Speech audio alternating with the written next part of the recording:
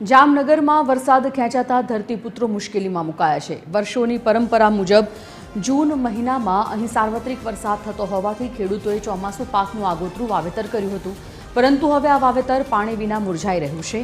એક વીઘે 15,000 સુધીનો ખર્ચ કર્યા બાદ પાક સુકાતા ખેડૂતોમાં ભારે રોષ છે।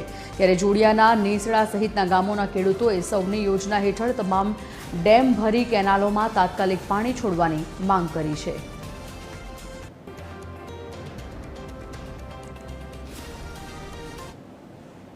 જો ભાઈ મેં મહિનો દિવસ થઈ ગયો માંડવી વાવી એને અને અત્યારે મારી માંડવીને ખાસ જરૂર છે પાણીની, બરોબર। અમારે મેઇન સ્ત્રોત પાણીનો વરસાદ છે અને કાં પછી કેનાલ છે। તો ભાઈ સૌની યોજનાનો અમને જલ્દીથી જલ્દી લાભ મળે, જલ્દી કેનાલ છોડે એવી મારે સરકારશ્રીને હું નમ્ર વિનંતી કરું। હાલ વરસાદ પાછો ખેંચાતા અમારા પાકની અંદર પાણીની ખાસ જરૂર છે અને અમારા પાણીનો મુખ્ય સ્ત્રોત ઊંડ એક કેનાલ છે। તો આ કેનાલની અંદર પાણી છોડે એવી અમારી સરકારશ્રીને વિનંતી છે।